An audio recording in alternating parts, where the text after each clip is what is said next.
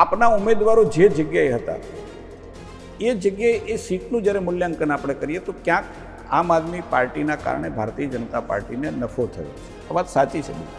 અમરેલીમાં જે જૂથવાદ ચાલે છે એ ભાજપમાં ગુજરાતમાં સૌથી મોટો જૂથવાદ ચાલતો હોય અમરેલી જિલ્લામાં અંદર તેવી લોકો ફરિયાદ કરતા રહ્યા છે. હું એમ માનું છું કે શબ્દનો પ્રયોગ બદલવો જોઈએ. જૂથવાદ ચાલતો જ. પ્રતાપ દુધત પાસેથી એનાથી વધારે હું અપેક્ષા શું રાખી શકું?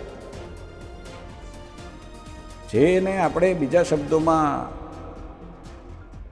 આઉટ ઓફ વે જઈને બોલવાની હંમેશા પ્રકૃતિ જેની, ચાહે વિધાનસભાનો ફ્લોર હોય કે પોતાનો વિસ્તાર હોય, કોઈ પણ વસ્તુ પ્રતિપક્ષના લોકો માટે બોલવું, હું એમ માનું છું કે એની આદત હોય અને એમાં મારે કંઈ બીજું એના માટે કોઈ ક્લેરિટી કરવાની જ નહીં. પ્રતાપ દુધાતે ભાજપમાં આવી જવું જોઈએ. પ્રતાપ દુધતને જ તમારે પ્રશ્ન પૂછવો પડે. મને ખાલી તમારે એટલો પ્રશ્ન પૂછવાનો છે, કાલે સવારે પ્રતાપભાઈ હવે તમે વિરોધ કરશો કે નહીં કરો? હું નહીં કરું. હવે તમારે પહેલો પ્રશ્ન પ્રતાપભાઈને પૂછવાનો છે. ગુજરાત તકના માધ્યમથી કહું છું કે હું સાવરકુંડલાની અંદર જીઆઈડીસી સફળ બનાવીને જ જંપીશ. સૈદ્ધાંતિક રીતે રાજ્ય સરકારે મંજૂરી આપી છે. પ્રશ્ન માત્ર ભાવનો છે કે નાના ઉદ્યોગકારોને પરવડે એવા ભાવથી સરકાર આપે, અને હું સરકારને સમજાવી શકું છું સમય આવે ખૂબ સારો નિર્ણય રાજ્ય સરકાર કરશે. મને આ રાજ્ય સરકાર ભારતીય જનતા પાર્ટીની છે એટલે મને ભરોસો છે, અમારી સરકાર છે એટલે મને. કોંગ્રેસની જે સ્થિતિ થઈ છે એ પણ એટલા માટે થઈ છે કે એક ખાબોચિયામાંથી, એક પરિવારના ખાબોચિયામાંથી બહાર નથી. નમસ્કાર, આપ જોવાનું શરૂ કરી ચૂક્યા છો ગુજરાત તકનો વિશેષ કાર્યક્રમ મંચ. આ મંચમાં અલગ અલગ નેતાઓ આવે છે. આ સ્ટુડિયો પણ એ છે, લોકો પણ એ છે, પરંતુ નેતા બદલાઈ ચૂક્યા છે. કોણ આવ્યું છે આજે નેતા આવ્યા છે કે જે ગુજરાત ભાજપના એક શાનદાર પ્રવક્તા છે અને હાલ સાવરકુંડલા લીલિયાથી ધારાસભ્ય છે. મહેશ કસવાલા આપની વચ્ચે છે. આપનું સ્વાગત છે સર. આપ અમદાવાદમાં હતા સાહેબ, ત્યાંથી શરૂઆત કરવી છે. અત્યારે ધારાસભ્ય છો, સાવરકુંડલા ગયા, સાવરકુંડલામાં આપ જીત્યા છો. આપની સામે પ્રતાપ દુધા હતા. શું ખેલ થયો અને આપ જીત્યા છો તે પાછળનું કારણ શું? શરૂઆત ત્યાંથી જ કરીએ. હું એમ માનું છું કે ખેલ જેવું કંઈ થયું જ નથી. ચૂંટણી હું લડ્યો છું અને હું સ્પષ્ટપણે માનું છું કે ગુજરાતની અંદર 182 વિધાનસભામાં જે લડાયક ચૂંટણીઓ 8-10 જગ્યાએ હતી એમાંની એક ચૂંટણી સાવરકુંડલાની હતી. ભારતીય જનતા પાર્ટીનો બહુ મોટો એવો વર્ગ હતો, નેતાઓનો વર્ગ, એ પણ એવું માનતો હતો કે મહેશભાઈ અમદાવાદથી સાવરકુંડલા ગયા છે ને લગભગ જીતીને નહીં આવે, પણ બહુ આત્મવિશ્વાસ સાથે ગયો હતો. પરિવારનું ત્યાં કંઈક પાથરેલું પુણ્ય હતું. એ પુણ્યથી સાથે ભારતીય જનતા પાર્ટીનો ભરોસો હતો.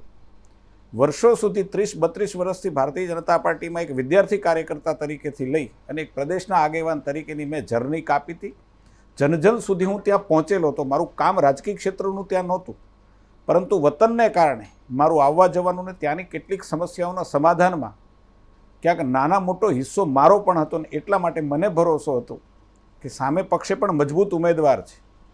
જે પ્રકારે 2015 પછીની રાજનીતિએ કંઈક કરવટ બદલી હતી અને એ કરવટના કારણે કેટલાક વિસ્તારોની અંદર કોંગ્રેસની જે સાનુકૂળ પરિસ્થિતિ હતી એમાંનું એક સાવરકુંડલા હતું. પણ હું એ પરિસ્થિતિને ખાળી શક્યો, લોકોનો વિશ્વાસ જીતી શક્યો અને ખૂબ સારી સરસાઈથી, ખૂબ સારી એટલે મોટી સરસાઈ ન કહી શકાય, પરંતુ જે ઉમેદવાર મારી સામે હતા, જે વાતાવરણ અમરેલી જિલ્લાનું પણ હતું, એની સામે હું લગભગ 5000 મતની સરસાઈથી જીત્યો છું. મને એમ લાગે છે કે જનતાએ મને ભરોસો મૂક્યો છે મારા પર, અને 5 વર્ષે હું તમને બતાવીશ કે જનતાનો ભરોસો કેવી રીતે સંપાદન થઈ શકે એની મારી ગેરંટી છે. જેમ મોદી સાહેબની ગેરંટી છે 400 પાર અને જનતાના વિશ્વાસને કેવી રીતે સંપાદન કરીને લોકોને કેવી રીતે કામ આપી શકાય, મારી પણ એક સાવરકુંડલાના લોકોને ગેરંટી છે કે સાવરકુંડલાને ન બદલી શકું તો મત માગવાનો 5 વર્ષે મારો પણ અધિકાર નથી. હું જાહેરમાં કહું છું. જ્યારે આપે કહ્યું કે મુશ્કેલ હતું પરંતુ આપે કર્યું છે. જ્યારે વોટિંગ શરૂ થયું હતું અને પરિણામ સામે આવ્યા ત્યારે અમે પણ રિઝલ્ટ જોતા હતા. 10 રાઉન્ડ સુધી જે બાજી હતી પ્રતાપભાઈ તરફ ચાલતી હતી, પરંતુ 11મો રાઉન્ડ ખુલ્યો ત્યારબાદ મહેશભાઈ આગળ નીકળવા લાગ્યા હતા. સાવરકુંડલામાં એ સમયે શું વાતાવરણ હતું? આપ પણ કદાચ પોતાના ઘરે ટીવી જોતા હશો, ચેક કરતા હશો, શું સ્થિતિ હતી ત્યારની? જરૂર હું ત્યાં જ હતો, મતદાન મથકમાં જ હતો, પરંતુ હું રાજનીતિનો જાણકાર હતો, આંકડાથી પરિચિત હતો. સાવરકુંડલા લીલિયા અને 3 ભાગમાં અમે વહેંચતા હોઈએ છીએ: સાવરકુંડલા શહેર, સાવરકુંડલા તાલુકો અને લીલિયા તાલુકો. અમને બહુ જ મને આત્મવિશ્વાસ હતો કે અમે જીતવાના છીએ. અને દરેક જગ્યાએ મતનો અમને ફાયદો થયો છે નાના મોટો. દાખલા તરીકે લીલિયા વિધાનસભા વિસ્તાર, જે અમારા વિસ્તારનો એક ભાગ લીલિયા જેને કહી શકાય, એ વિસ્તારની અંદર 2017ની ચૂંટણીમાં અમે 8,500 મત પાછળ હતા. 2022ની ચૂંટણીમાં અમે 4,000 મત પાછળ હતા. એટલે અમે ભલે ત્યાં માઇનસ હતા, પણ છતાં પણ અમને 4,000 મતનો ફાયદો થયો. એવી જ રીતે સાવરકુંડલા રૂરલની અંદર એક ભાગની અંદર ક્યાંક અમને થોડું ઘણું નુકસાન થયું છે, તો બીજા ભાગની અંદર ખૂબ મોટો ફાયદો થયો છે. અને સાવરકુંડલા શહેર છે એમાં લોકોએ ખોબે ભરીને મને મત આપ્યા છે. કહેવાનો મતલબ મારો એ છે કે ત્રણેય મંડળ જે અમારા કહી શકાય, ત્રણેય જે એરિયાનું જે અમે વિભાજન કર્યું છે, 3 એરિયાના વિભાજનમાંથી અમે ગઈ ઇલેક્શન કરતાં 3 વિસ્તારમાંથી અમને વધારે મત મળ્યા છે અને અમે જીત્યા છીએ. જેમને આ ખ્યાલ ન હોય, એટલે અમારું મુહૂર્ત જે છે, મતગણતરીનું મુહૂર્ત એ માઇનસથી થવાનું હતું, જે જાણતા હતા એને ખબર હતી, પરંતુ સામાન્ય કાર્યકર્તા હોય, સગા સંબંધીઓ, ઇવન મારો પરિવાર, એને પણ ખબર નહોતી. એટલા માટે બધામાં નાના મોટી હતાશા હતી. પરંતુ 100% જે અમે જાણનારા લોકો હતા એમાં મારો 100% આત્મવિશ્વાસ હતો કે અમને 4,000 કરતાં વધારે મત છે. એનો ખાડો લીલિયામાં જ પૂરાયો છે, તો આગળ જતાં આ ખાડો પૂરાતા જે 8,500-9,000 વોટથી 2017માં જીત્યા હતા, એમાં મેં 5,000 વોટ વધુ લાવીને જીત્યા છે. એટલે મેં 13,000 કરતાં વધારે મતનું નુકસાન જે હતું એમાં પૂરું કરીને 5,000 મતે અમે જીત્યા છે. મહેશભાઈ, આમ તો જે દર્શકોને ખબર નથી એમને કહું, મહેશભાઈ એક પ્રખર વક્તા અને પ્રવક્તા, અને ડિબેટ્સમાં હું વ્યક્તિગત રીતે મહેશભાઈ સાથે અનેક ડિબેટ કરી ચૂક્યો છું, પરંતુ હવે ધારાસભ્યના રોલમાં છે. પરંતુ એમની છબી અને એમનો જે અંદાજ છે હજી મહેશભાઈ આપનો એવો જ અમે સ્પીચમાં સાંભળીએ છીએ. સાવરકુંડલા બેઠકની વાત કરું, 2012માં ભાજપ પાસે હતી, 17 પાસે કોંગ્રેસમાં ગઈ અને પછી 22માં તમે જીતીને આવ્યા. આ ત્રણેય ટર્મમાં એક વાત જોવા મળી છે કે સરસાઈ ખૂબ પાતળી રહી છે. જ્યારે વલ્લભભાઈ 2012માં જીત્યા ત્યારે પણ 2,500-3,000ની સરસાઈ હતી. 2017માં જ્યારે પ્રતાપ દુધાત જીત્યા ત્યારે પણ એ હતું, 2022માં પણ આવું.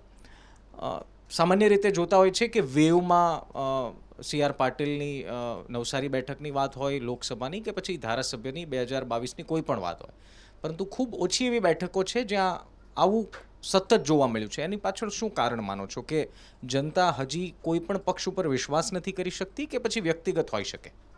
સાવરકુંડલાની બેઠકનો એમ તમે અભ્યાસ કરો તો 95 પછી સાવરકુંડલાની બેઠક લગભગ ભારતીય જનતા પાર્ટી પાસે રહી છે.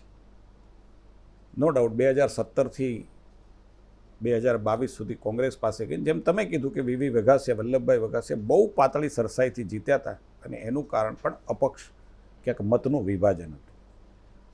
પ્રો ભારતીય જનતા પાર્ટીની બેઠક હતી. પરંતુ જે વાવાઝોડું 2015માં જાતિગત આંદોલનોને કારણે આવ્યું, અને એનો ક્યાંક સાવરકુંડલા સહિત આખો વિસ્તાર જે કહી શકાય, અમરેલી જિલ્લો આખો કહી શકાય, એવા ઘણા જિલ્લા હતા, પણ એમાં અમરેલી જિલ્લો સૌથી વધારે ઇફેક્ટેડ હતો એવું કહેવામાં મને જરા પણ વાંધો નથી. અને એ અસર અમને 2017માં પણ નડી, અને પછી 2017 પછી જે ઇલેક્શનો આવ્યા એમાં નડી. પણ અમને કહેતા આનંદ થાય છે કે જેમના પર ભરોસો મૂક્યો હતો, જે આંદોલનને કારણે જે લોકો ઉપર ભરોસો મૂક્યો હતો, એ માત્ર આંદોલનની વાતો આંદોલન પૂરતી જ રહી. ન એ કશું પરિણામ આપી શક્યા, ન જનતાની સેવા કરી શક્યા, ન જનતાનું કાંઈ ઉકાળી શક્યા. અને પરિણામ એ આવ્યું કે જનતાને એટલી તો ખબર પડી કે જો કોઈ કામ કરશે તો એ માત્ર ને માત્ર ભારતીય જનતા પાર્ટીના લોકો જ કરી શકશે, એવો જનતાને ફરીથી ભરોસો થયો. કારણ કે તમે પણ એ જાણો છો કે જે લોકો આંદોલન કરતા હતા એ પણ આજે અમારી સાથે મોટા ભાગના આવી ગયા હતા. એનો મતલબ કે જનતાનો વિશ્વાસઘાત બહુ મોટા પ્રમાણમાં થયો. એ વખતે એમ કહેતા હતા કે અમે તો ભારતીય જનતા પાર્ટીની સામે છીએ, અમારા કેન્દ્રીય નેતૃત્વની સામે ગમે તેટલા વાતો કરતા હતા, ગમે તેટલા શબ્દોનું ઉચ્ચારણ કરતા હતા, ન સાંભળી શકાય એવા આક્ષેપો કરતા હતા, અને છતાં એ લોકો ભારતીય જનતા પાર્ટીમાં આવ્યા. એનો મતલબ કે પ્રજાને એવું થયું કે ક્યાંક આંદોલન કે આંદોલનની દિશા કે આંદોલનમાં જે ધ્યેય લઈને ચાલ્યા હતા એ ખોટા હતા. અને એટલા માટે પ્રજા છે એમાંથી બિલકુલ વિશ્વાસ ગુમાવી, અને એમને જ ખબર પડી કે કોઈ સ્થાયી સરકાર આપી શકે, અને સ્થાયી સરકારને કારણે જો કોઈ જનતાનું સારું કરી શકે તો એ માત્ર ને માત્ર ભારતીય જનતા પાર્ટી કરી શકે. અને એટલા જ માટે 2017 પછી 2015ની અંદર ફરીથી અમરેલી જિલ્લામાં 5 બેઠકો ઉપર ભારતીય જનતા પાર્ટીનો ભગવો લહેરાય. મહેશભાઈ, એક વસ્તુ આપે પણ નોટ કરીએ છીએ, આપ તો હવે કુંડલા આપનું વતન છે અને આપ ત્યાંથી ધારાસભ્ય પણ છો, પરંતુ અમરેલીનું કમ્પેરિઝન જ્યારે બાકી મહાનગરો સાથે, બાકી શહેરો સાથે કરીએ તો ઘણા બધાનું એવું નોટ કરવાનું થાય છે કે અમરેલીમાં એટલો વિકાસ નથી થયો. હાવેવર પોલિટિકલી ફેક્ટરી છે, મોટા મોટા નેતા ત્યાંથી આવ્યા, ઇવન મુખ્યમંત્રી જીવરાજ મહેતા અમરેલીથી આવ્યા, પરંતુ તેમ છતાં આટલો વિકાસ કેમ ન થયો? કેમ કે ભાજપનો હોલ્ડ રહ્યો છે, એવું નથી કે અમરેલીમાં ભાજપ પહેલાં નહોતું ને હવે છે, પહેલાં પણ હતું. તો વિકાસ શા માટે અમરેલી ન થયો? કુંડલા આપે ગેરંટી આપી કે હું બદલી દેખાડીશ, પરંતુ એ બદલવાની જરૂર ત્યારે પડી જ્યારે એ બદલવાની જરૂર છે, પહેલાં ન થયું એટલે હવે તમારે બદલવાની જરૂર આવી. તો પહેલાં શા માટે આટલો વિકાસ ન થયો? તમે બાકી કોઈ શહેરો કમ્પેર કરી લો ને અમરેલીને કમ્પેર કરો તો ઘણું બધું ત્યાં ઉણપ હોય, ખોટ હોય તેવું લાગે છે. નિશ્ચિતભાઈ, આ બહુ અભ્યાસનો વિષય છે. અમરેલી જિલ્લાની લોકાલિટીને તમે ગણો તો એક રાજ્યના છેવાડે છે, અને રાજ્યના છેવાડે હોવાને કારણે અનેક સંભાવનાઓ હોવા છતાં હજી ત્યાં સરકારોનું ધ્યાન ગયું હોય તો પણ ત્યાંના લોકોની ઈચ્છા શક્તિ, જે નેતૃત્વની અંદર આવ્યા છે એના ઈચ્છા શક્તિનો ક્યાંક અભાવ અથવા તો એનું ધ્યાન ન ગયું હોય, પરિણામે અમરેલી જિલ્લો પાછળ રહ્યો છે. આ વાત તમે સ્વીકારો છો, મારે પણ સ્વીકારવી પડે ને આજે અમરેલી જિલ્લાના લોકો પણ સ્વીકારે છે. અનેક સંભાવનાઓ હોવા છતાં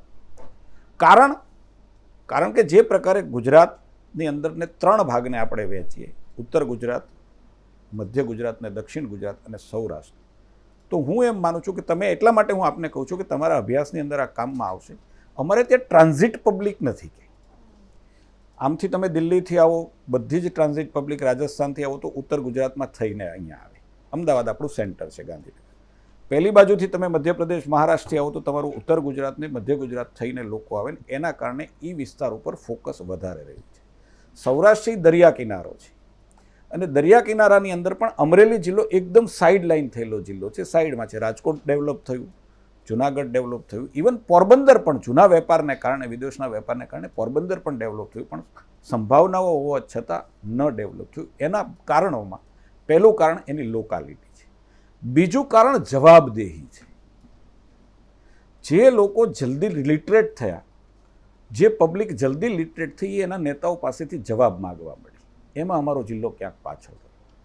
પબ્લિકનું માઇગ્રેશન થયું, જે લિટરેટ થતા ગયા એ લોકો બહાર જતા રહ્યા, પરિણામે જે લોકો અહીંયા રહ્યા એ લોકો કોઈની પાસે જવાબ ન માગી શક્યા. 5 વર્ષે નેતા પાસેથી જવાબ માગવું, હું એમ માનું છું કે મતદાતાનો ધર્મ છે. મત આપવો એનો ધર્મ છે, તો મતદાતાનો ધર્મ એ પણ છે કે તમે જેને મત આપ્યો છે એની પાસેથી હિસાબ માગો. એ હિસાબ નથી માગતા. હવે જાગૃતિ આવી છે, અને હવે જાગૃતિ આવી છે એટલે નેતા, અને હું ક્યાંક એ પરંપરા અમે શરૂ કરવા માગીએ છીએ. એક નવી ટીમ આજે અમરેલીની છે, અમે શરૂ કરવા માગીએ છીએ કે અમારે જવાબ આપવો જ પડે 5 વર્ષ, અને હું તો 1 વર્ષે પણ જવાબ આપવા વાળો છું.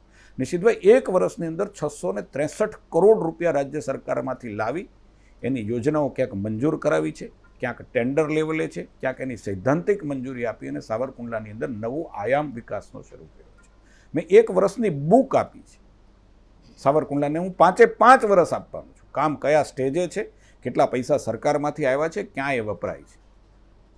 અને એ દ્રષ્ટિએ જો આવી રીતે પહેલાંથી કામ થયું હોત તો કદાચ આ સ્થિતિ આજે અમરેલીની ન. હું કોઈને દોષી નથી માનતો, ન કોઈ નેતાને દોષી માનું છું, ન કોઈ પ્રજાને દોષી માનું છું, પણ અવેરનેસ જેને આપણે સારા શબ્દોમાં કહી શકીએ, જાગૃતિ જેને કહી શકીએ, જાગૃતિ ન હોવાને કારણે આ સ્થિતિનું નિર્માણ થયું છે. પરંતુ હવે જનતા જાગૃત છે. અમારી પાસે સુરત રહેનારા લોકો, અમદાવાદ રહેનારા લોકો હવે હિસાબ માગે છે કે મહેશભાઈ, આ વંડાના રોડનું શું થયું? હું કહું રહે છો ક્યાં? તો હું અમદાવાદ રહું છું, પણ હું હમણાં આવ્યા.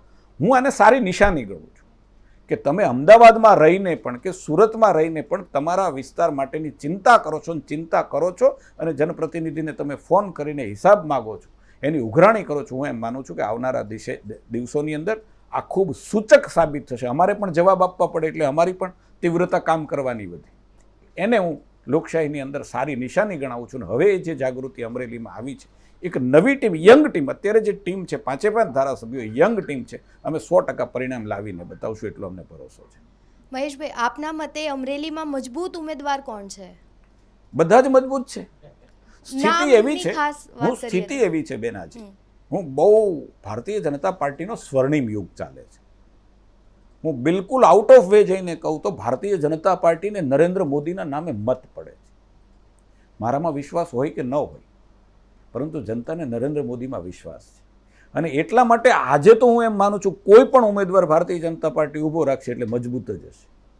ઘણા નામો છે, ઘણા સક્ષમ છે, ઘણા ભારતીય જનતા પાર્ટીનો લેબલ આવે ને નરેન્દ્ર મોદી પોતે આજે પ્રધાનમંત્રી પદના ઉમેદવાર છે એટલે સક્ષમ બની જાય છે. એટલે સક્ષમતા આ વખતે તો હું એમ માનું છું કે 2024ની ચૂંટણીમાં સક્ષમ, મજબૂત એનો પ્રશ્ન ઊભો નથી થવાનો. ભરોસો, મોદીની ગેરંટી છે કે જે પ્રકારે 5 વર્ષ, આવનારા 5 વર્ષમાં જે પ્રકારે નરેન્દ્રભાઈ મોદી કહે છે કે મને મત આપવો, એ દેશ માટેના મોટા નિર્ણયો માટેનો મત આપવો છે.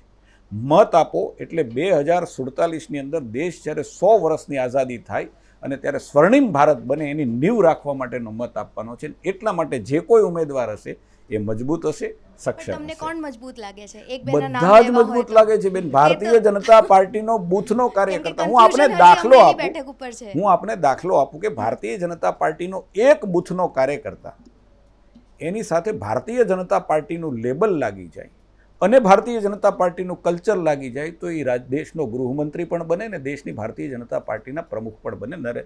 અમિતભાઈ શાહનો દાખલો છે. નરેન્દ્રભાઈ મોદી ભારતીય જનતા પાર્ટીનું એની ઉપર લેબલ લાગે, એ વિચારધારાઓને સંપૂર્ણ રીતે આસ્થાથી સ્વીકૃત કરે તો એ સામાન્ય માણસ દેશના પ્રધાનમંત્રી બને.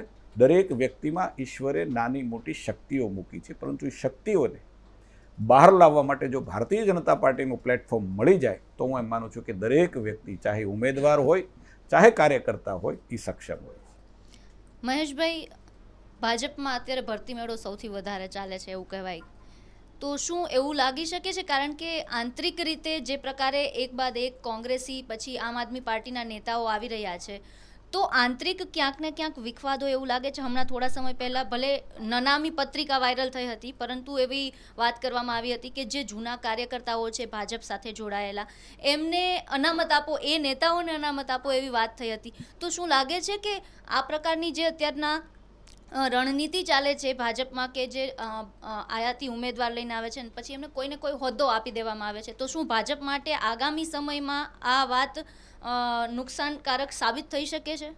હું એમ માનું છું કે જે ભરતી મેળાની વાત કરો, એક બીજો શબ્દ અમારા માટે નિશિતભાઈને વાપરતા હતા, ખરીદ વેચાણ સંઘનો. આ બધા પોલિટિકલ મુદ્દાઓ છે. ભારતીય જનતા પાર્ટીની એક રણનીતિ, લાંબા ગાળાની અંદર શાસનમાં રહીને દેશને એક મુકામ સુધી પહોંચાડવા માટેની એક રણનીતિ છે આની પાછળ. અને બીજું, અમારે ત્યાં જે કોઈ કાર્યકર્તા પોતાનો વિચાર છોડીને નવા વિચારમાં આવે તો એને શું કામ નહીં લેવા? હું પણ કોઈ દિવસ કોઈ વિચારમાં જઈશ, ભલે રાજનીતિનો વિચાર નહીં હોય તો સામાજિક વિચાર લઈને ચાલતો હોય, સામાજિક વિચાર નહીં હોય તો એક વિદ્યાર્થી જીવનની અંદર કોઈ મિશન લઈને ચાલતો હોય, પરંતુ હું ભારતીય જનતા પાર્ટીમાં આવ્યો એક વિચાર છોડીને, એક બીજું મિશન છોડીને આ મિશનમાં આવ્યો. એમ અન્ય પાર્ટીમાંથી પણ આમાં જ આવે છે. મને તમે સમજાવો કે ભારતીય જનતા પાર્ટીની જ્યારે ઊભા ફાડિયા થઈ ગયા, હું તમને તળપદી ભાષામાં કહું, અને 40 કરતાં વધારે ધારાસભ્યો એક સાથે તૂટ્યા, અને તૂટ્યા પછી શંકરસિંહજી વાઘેલા મુખ્યમંત્રી બન્યા, અને પછી જે કંઈ થયું, ચિમનભાઈ પટેલ આખી પાર્ટી લઈ અને એક પાર્ટીની અંદર, કોંગ્રેસની અંદર ગયા. આનાથી મોટો ભરતી મેળો દુનિયાની અંદર કોઈ રાજકીય પાર્ટીમાં. આમાં તો એક આવે છે, બે આવે છે, કોઈ પૂર્વ ધારાસભ્ય આવે છે, કોઈ ધારાસભ્ય આવે છે, પણ એક સાથે આખી સરકાર, શાસનમાં રહેલા મુખ્યમંત્રી, પોતાની કેબિનેટ, પોતાના ધારાસભ્યો સહિત કોઈ પાર્ટીમાં જતા રહે. આ ભરતી મેળાથી મોટો ભરતી મેળો મેં ક્યાંય જોયો જ નથી, ન ક્યાંય ઇતિહાસમાં વાંચ્યો. પણ મહેશભાઈ, આ જે સ્થિતિ છે, ભારતીય જનતા પાર્ટી છે એ વહેતી ગંગા છે. એમાં જેટલી નદીઓ ભળે, ગંગામાં શ્રદ્ધા રાખવી જોઈએ કે મારે ગંગામાં ભળી જવું છે. જેટલી નદીઓ ભળી જાય તો એ પ્રવાહમાં એ સામે પ્રવાહે નહીં ચાલી શકે. આ ગેરંટી તમને, આ બીજી મોદીની ગેરંટી. પરંતુ એને ગંગાના પ્રવાહમાં જ ચાલવું પડશે. જો એ ગંગાના પ્રવાહમાં ચાલવા માટે તૈયાર હોય તો અમારે વાંધો પણ શું છે? અમારી પાર્ટી તો મજબૂત થાય વાત છે. એવી છે કે અત્યારના ધારો કે 156 છે ભાજપ પાસે, અને છતાં પણ ધારાસભ્યો રાજીનામા આપીને વિપક્ષ વગરનું આ લોકશાહી તૂટતી હોય એવું નથી લાગતું? પણ એ તો બેન વિપક્ષે વિચારવાનું છે ને. એ તો વિપક્ષે વિચારવાનું છે કે વિપક્ષો વગરની લોકશાહી ચલાવવી કે નહીં ચલાવવી, એ જવાબદારી વિપક્ષની છે, સત્તા પાર્ટીની નથી. રાજકીય પક્ષની અંદર, જ્યારે લોકતંત્રની અંદર, પક્ષકીય રાજનીતિની અંદર વ્યૂહરચના મહત્વની હોય છે, અને એ વ્યૂહરચનામાં કોઈ દયા ન હોઈ શકે. સામેવાળાને તોડવામાં હું બહુ જવાબદાર વ્યક્તિ તરીકે કહું છું કે કોઈ દયા ચાલે જ નહીં, એમાં નિર્દયતા જ હોઈ શકે. અમે બિલકુલ માનીએ છીએ કે જે પ્રકારનો ભ્રષ્ટાચાર, જે પ્રકારનું કોમવાદી વલણ, જે પ્રકારનું તૃષ્ટિકરણ, જે પ્રકારની લૂંટ, જે પ્રકારનો પરિવારવાદ જેના દામનમાંથી નીકળ્યો તો એ દામનથી મુક્ત આ દેશને કરવો હોય તો કોંગ્રેસ મુક્ત દેશને કરવો પડે. હવે આપણે તે કોંગ્રેસ મુક્ત દેશ કહીએ છીએ એટલે બધા એવું કહે છે કે હવે તમે જ કોંગ્રેસ મુક્ત થયા છે. અમે કોંગ્રેસ મુક્ત મતલબ કોંગ્રેસમાંથી જે લોકો સારા લોકો છે એ જો આ પ્રકારનું ચાલનાર જે પ્રક્રિયાઓ કોંગ્રેસની અંદર હતી, મેં તમને જે 4-5 વસ્તુઓ ગણાવી કે ભ્રષ્ટાચાર હોય, પરિવારવાદ હોય, તૃષ્ટિકરણ હોય, એનાથી સમજણ શક્તિને આધારે પાર્ટીમાંથી મુક્ત થઈને બીજી પાર્ટીમાં આવતા હોય તો અમે કોંગ્રેસ યુક્ત નથી થતા. અમે તો ગંગા જ છીએ, સમજી લો તમે. અમારી પાર્ટી એ તો ગંગાજીની જેમ વહેતું નિર્મળ જળ છે, પણ એમાંથી જો મુક્ત થવા માંગીને અમારી સાથે આવતો હોય તો હું એમ માનું છું કે એમાં ભારતીય જનતા પાર્ટી તો 11 લોકોથી શરૂ થયેલી પાર્ટી હતી, આજે 16 કરોડ લોકો છે. એમાં કદાચ 25 નવા આવે તો અમારા માટે આ ભરતી મેળો નથી. અને એટલા માટે એક આપણે ત્યાં કહેવાય છે કે દિને દિને નવમ નવમ, દરેક દિવસે કંઈક નવું હોય તો એ હંમેશા જીવંત રહે છે. કોંગ્રેસની જે સ્થિતિ થઈ છે એ પણ એટલા માટે થઈ છે કે એક ખાબોચિયામાંથી, એક પરિવારના ખાબોચિયામાંથી બહાર નથી નીકળી. ચાહે સત્તા હોય, ચાહે શાસન હોય, ચાહે વિચારધારા એટલે એક પરિવાર, શાસન એટલે એક પરિવાર, સત્તા એટલે એક પરિવાર, નિર્ણાયકતા એટલે એક પરિવારને એને પરિણામે જે સ્થિતિ થઈ છે, સ્થિતિનું પરિણામ મારી તમારી આ સામે છે. સર, આપે અગાઉ પ્રશ્ન પૂછ્યો કે અમરેલી બેઠક સ્મોલ માર્જિનથી સાવરકુંડલામાં ઉપર નીચે થતું રહ્યું છે 2012થી લઈને અત્યાર સુધી. તો 2017ની વાત કરીએ, તમે જે રીતે કીધું કે અપક્ષના લીધે થોડા ઘણા માર્જિનથી કદાચ ત્યારે તમને લોસ ગયો હતો, તો 2022માં એવું બન્યું છે કે આપ આવ્યું છે અને આપના મત અને કોંગ્રેસના મત જોઈએ તો એનાથી ક્યાંક ને ક્યાંક ભાજપને ફાયદો થયો છે. તો ત્રીજો પક્ષ મેટર કરે છે ખરા હજી?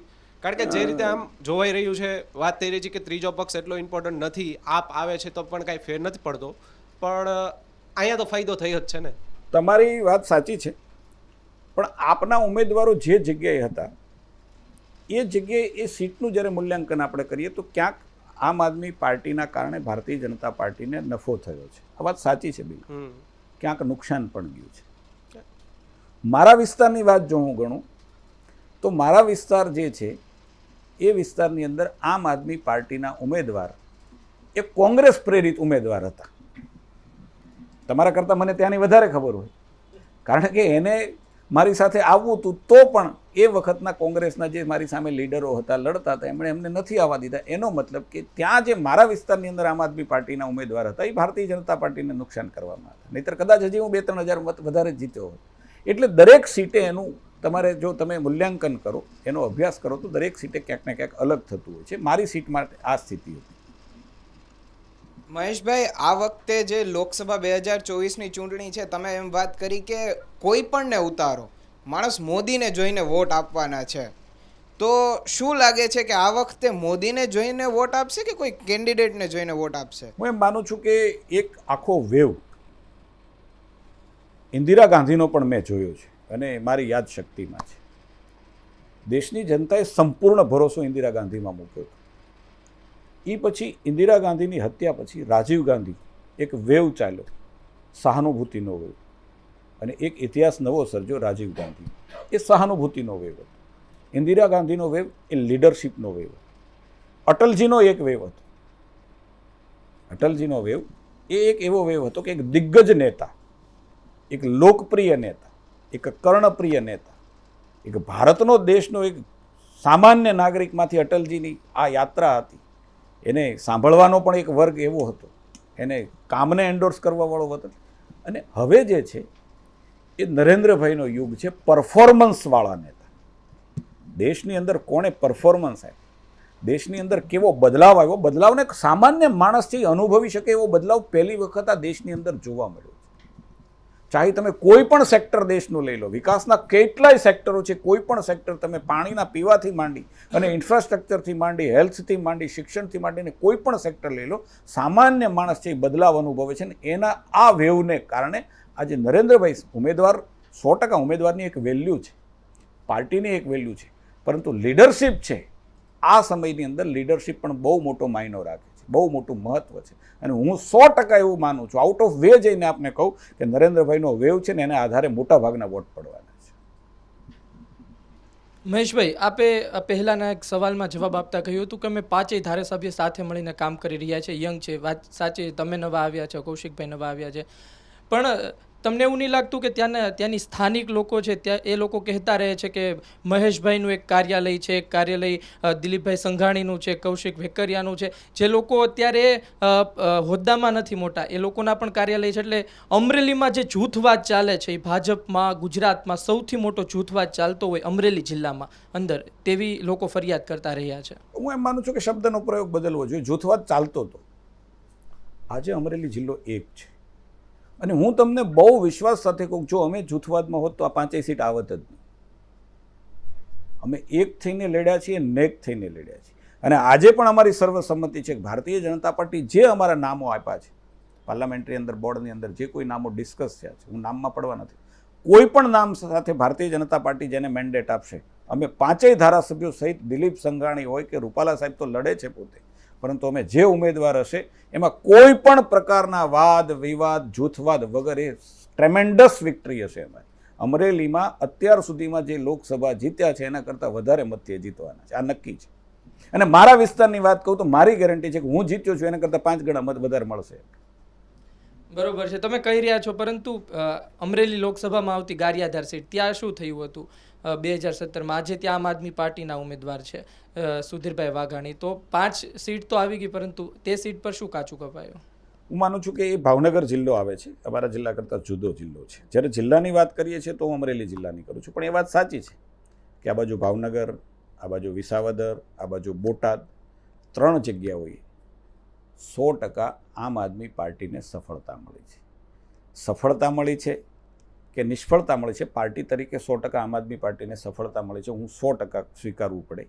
પરંતુ હું એમ માનું છું કે જનતાને તો એ નિષ્ફળતા જ મળી છે.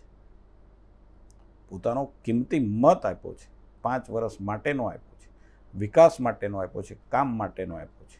વિસાવદરમાં રાજીનામું થઈ ગયું છે. જો કામ કરવાની સ્વતંત્રતા આમ આદમી પાર્ટીમાં હોત, આમ આદમી પાર્ટી વિઝન હોત, આમ આદમી પાર્ટી વિચાર હોત, આમ આદમી પાર્ટી પાસે કાર્યકર્તાની ફોજ હોત, તો શું કામ રાજીનામું આપવું પડે, આપીને ભાજપમાં આવવું પડે? એનો મતલબ કે ત્યાં કંઈ ને કંઈ મુશ્કેલી છે. એ જ વાત અહીંયા પણ ચાલે છે. સુધીરભાઈમાં પણ આ જ વાત ચાલે છે. આવ્યા નથી આવ્યા એ જુદી વાત છે, પરંતુ પ્રજાનો પસ્તાવો છે. ઘણી વખત આવું થાય છે. હું તમને એક દાખલો આપું. અટલજી એક મતે જ્યારે સંસદની અંદર હારી ગયા ને, વિશ્વાસનો મત, ત્યારે દુનિયાની અંદર ચર્ચા હાર જીતની સરકાર બદલવાની નહોતી, અટલજી હારી ગયા છે ને એનો પશ્ચાતાપ હતો. 2004ની અંદર પણ અટલજીની સરકાર ન બની અને મનમોહનસિંહજીની સરકાર બની. લોકોને ક્યાંક પોતાનો પશ્ચાતાપ થતો હતો કે સાલું આપણે શું કરી બેઠા. હું એમ માનું છું કે જે સ્થિતિ એ વખતે દેશની જનતાની હતી, દેશની જનતાની લાગણી ગમવા ન છતાં ક્યાંક ને ક્યાંક દુભાઈ હતી. ખબર જ નથી રહી કે શું થઈ જવાનું છે. એ જ સ્થિતિ આ વિસ્તારોની થઈ છે. કારણ કે જે જનતાના પ્રતિનિધિ કંઈક કરી જ ન શકે, જે જનતાના પ્રતિનિધિને કંઈક કરવા માટેની ઈચ્છા શક્તિ જ ન હોય, માત્ર ચૂંટણી લડવા પૂરતી જ વાત હોય, શાસનમાં આવવા માટેની જ વાત હોય, શાસનની અંદર સ્ટેટસ મેળવવાની વાત હોય, હું એમ માનું છું કે પરિણામ ન આપી શકે ને પરિણામ ન આપી શકે ત્યારે એને કોઈ નુકસાન નથી થતું વ્યક્તિગત ત્યાંની પ્રજાને નુકસાન થાય છે ને એ થઈ રહ્યું છે. આપ સાવરકુંડલાની વાત કરી રહ્યા છો, પણ થોડા સમય પહેલાંનો એક વિવાદ સામે આવ્યો હતો, આપનું એક નિવેદન સામે આવ્યું હતું સાવરકુંડલામાંથી આતંકવાદી બનાવવાની ફેક્ટરી, અને ત્યારબાદ બહુ વિવાદ થયો હતો આ શબ્દોને લઈને. પ્રતાપ દુધાત એવું બોલી ગયા હતા કે માનસિક રીતે અસ્થિર છે, તમને ત્યાં સુધી વાત કરી દીધી હતી. એ મુદ્દે આપ શું કહેશો? અને એ જે શબ્દો બોલ્યા હતા, શું કટ કરીને મૂકવામાં આવ્યા હતા? સાચા શબ્દો શું હતા ને કઈ વસ્તુને લઈને હતા? હું એમ માનું છું કે સાવરકુંડલા એ પહેલેથી જ આમ તમે જુઓ તો સેન્સિટિવ રહ્યું છે. અને સેન્સિટિવના સંદર્ભમાં મેં ક્યાંક એ શબ્દોનો પ્રયોગ કર્યો તો હું ના જ ન પાડી શકું. પરંતુ પ્રતાપ દુધાત પાસેથી એનાથી વધારે હું અપેક્ષા શું રાખી શકું?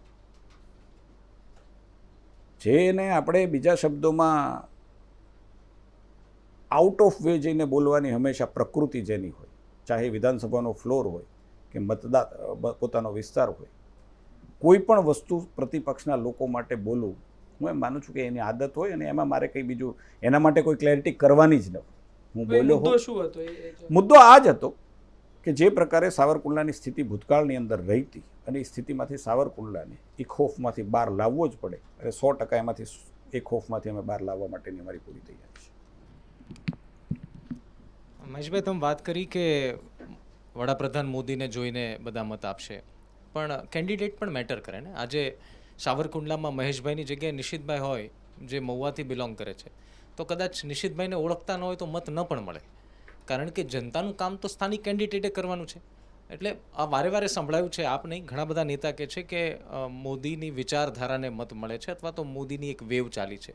પણ એક નેતા તરીકે આપનું એવું માનવું કેમ ન શક્ય બને કે કેન્ડિડેટ ઇમ્પોર્ટન્ટ છે? ભલે વિચારધારા પક્ષની હોય ને વિચારધારાને આગળ ધરીને જ લોકો ચાલે, પરંતુ કેન્ડિડેટ પણ સારા હોવા જોઈએ જો લોકોના કામ કરે. નિશિતભાઈ, બે વસ્તુનું ધ્યાન આપવું પડે કે લોકતંત્રની અંદર પક્ષી રાજનીતિની અંદર વિચારધારા અને નેતૃત્વ બહુ મોટો ભાગ ભજવે છે. મારે ને તમારે માનવું જ પડે. એના નામે મત પડતા હોય છે. એટલી જ વાત કેન્ડિડેટ પર પણ નિર્ભર હોય છે. કેટલીક વખત કેન્ડિડેટની યોગ્યતા અને અયોગ્યતા એના આધારે ઘણું બધું થઈ પણ જતું હોય છે, પરંતુ કેટલીક વખત કેન્ડિડેટ જે છે એને પક્ષના આધારે પણ ખૂબ સારા વોટ મળી જતા હોય છે. અને એવા કેટલાય અમે પ્રયોગો પણ કર્યા છે. સુરેન્દ્રનગરની અંદર ગઈ વખતે પ્રયોગ જ હતો ડૉક્ટર મુંજપરા સાહેબ. વ્યક્તિ ખૂબ સારા, ખૂબ સરળ વ્યક્તિ, વ્યક્તિત્વ તરીકે પણ સારા, પણ પાર્ટીની તરીકે નવા હતા, પણ ત્યાં ભારતીય જનતા પાર્ટીના જનાધારને કારણે મત મળ્યા હતા. અને એ જ વસ્તુ છે કે કેટલીક વખત પાર્ટીએ કરેલા કામ સક્ષમ નહોતા એવું કહેવા માંગો છો આપ કે મુંજપરા સાહેબ સક્ષમ જ છે, હું કહું છું ને. નહીં, એટલે જીત્યા વ્યક્તિ પણ સારા હતા, વ્યક્તિ પણ તરીકે સારા હતા. પ્રયોગ નવો હતો, વ્યક્તિ તરીકેનો અમારો નવો પ્રયોગ હતો, પરંતુ વ્યક્તિ તરીકે ખૂબ સારા પણ હતા. એનો ફાયદો ભારતીય જનતા પાર્ટીને મળ્યો જ છે. મંત્રી પણ બન્યા, મંત્રી તરીકેના પરિણામો પણ મળ્યા, અને જે કંઈ એમણે કામ કર્યું એ પણ સારું કર્યું છે. એની કોઈ દિવસ તમે જોજો મુંજપરા સાહેબ, હું એના વખાણ કરવાનો કાર્યક્રમ નથી, પણ કોઈ બિન વિવાદાસ્પદ, કોઈ વિવાદમાં નહીં આવવું, સારી રીતે કામ કરવું, લો પ્રોફાઇલ, એનો ફાયદો પણ મળ્યો છે. પરંતુ જ્યારે નવા હતા ત્યારે લોકો એમ કહેતા હતા કે ભાઈ આમને કોણ મત આપશે, અને એવા વખતે હું એમ માનું છું કે પાર્ટીને પાર્ટીના કમિટેડ વોટ, વિચારધારાના વોટ, સરકારે કરેલા કામના મત તો અવશ્ય મળતા જ હોય છે. વ્યક્તિ મેટર કરે જ છે. દાખલા તરીકે પાર્ટીના નામે હું જીતવાનો હોઉં 5000 મતથી, અને એમાં વ્યક્તિગત આવે તો એમાં 5000 બીજા મત ભરી જ જતા હોય છે. વ્યક્તિ મેટર નથી કરતી. સારા ઉમેદવાર હોય એ કરતી જ હોય છે, પરંતુ ભારતીય જનતા પાર્ટી પાસે બધા સારા જ છે એવું હું વ્યક્તિગત માનું છું. કે મારી પાર્ટી પાસે જે વ્યક્તિઓ છે એ 100% સારા છે, ને એમાંથી જ આવવાના છે. સારા છે એમાંથી જ આવવાના છે, બધા સક્ષમ જ આવવાના છે. મેં કીધું એમ, કેટલીક વખત વ્યક્તિ સક્ષમ ન હોય, પાર્ટીની વિચારધારા એની સાથે લાગે, પાર્ટીના સંસ્કાર એની સાથે ભળે, સરવાળો થાય તો વ્યક્તિ સક્ષમ થઈ જાય. અચ્છા, સક્ષમ ને સારા હોય એ ઉપરથી એક તમે મધુ શ્રીવાસ્તવને પડતા મૂક્યા. કેતન ઇનામદાર નારાજ થઈ ગયા, CR પાટીલે મળવા બોલાવ્યા. જો સારા છે તો પછી નારાજગી કેમ આવે છે? શું વાંધો પડી જાય છે? અપક્ષમાં જતા કેતન ઇનામદાર, સ્પેસિફિકલી વાત કરું, કેતન ઇનામદાર ને મધુ શ્રીવાસ્તવ જે તે સમયે અપક્ષ લડ્યા, ભારતીય જનતા પાર્ટી લાવ્યા, ભારતીય જનતા પાર્ટીએ અનેક વખત ટિકિટ પણ આપી, પરંતુ નેતાઓ સારા હોય છે તો પક્ષથી શું વાંધો પડી જાય? નારાજ થવું એ કોઈ ખરાબ બાબત નથી. વાંધો શું પડી જાય છે? તમારી પ્રકૃતિનો ગુણ છે નારાજ થવું, પણ નારાજગીને કેવી રીતે પ્રદર્શિત કરવી, અને નારાજગી પ્રદર્શિત કર્યા પછી પાર્ટીનો સૌથી મોટી વાત એ છે કે એને ટેકલ કરવું. અમારી પાર્ટી, અમારું નેતૃત્વ એને ટેકલ કરે છે, એને સમજાવે છે સાચું શું છે અને ખોટું શું છે. સામેની પાર્ટી પાસે એ નેતૃત્વનો અભાવ છે ને એટલે એની આ હાલત. અચ્છા, નિર્મળ જળ આપે કીધું કે વહેતી ગંગા છે ભાજપ, અને એમાં ડૂબકી લગાવવા બધા આવી જાય છે. હવે શુદ્ધિકરણ થઈ જાય છે એનું લોકો માર્કેટમાં એવું વાતો કહે છે કે વોશિંગ મશીન છે ભાજપ પાસે, કે બધા ડાઘ ધોવાઈ જાય છે. અચ્છા, વોશિંગ મશીનની વાત છોડ દો, પ્રતાપ દુધાતનું એક્ઝામ્પલ લઈ લો. અમરીશ ડેરનું એક્ઝામ્પલ હું તમને આપી શકતો હતો, પરંતુ તમે નિવેદન આપ્યું એટલે હું પ્રતાપ દુધાત કહું છું. એમણે તમને કંઈ કહ્યું, તમે કીધું કે એમની પ્રકૃતિ જેવી છે, હવે કાલ ઉઠીને એમની વિચારધારા ફરી જશે, તો પ્રતાપભાઈ મિત્ર તરીકે એમની સાથે કામ કરી બદલવું જોઈએ, હું કહું છું. પ્રકૃતિને બદલવી જોઈએ. અચ્છા, હું બહુ મોટી હિંમતનું કામ છે. અચ્છા, તમે આમંત્રણ ના આપો અહીંથી. હું તો આમંત્રણ આપું, મને વાંધો જ નથી. હું ખુલ્લા મનવાળો માણસ છું. નહીં, મારો સવાલ એ છે, પ્રકૃતિને બદલવી જોઈએ, અને જો પ્રકૃતિ બદલાય તો આવા નિર્ણયો થતા હોય છે. વાલીઓ લૂંટારામાંથી વાલ્મીકી થયો કે નહીં, રામાયણ લખી આજ બધા આપણે વાંચીએ. નહીં, મારો સવાલ એ નથી.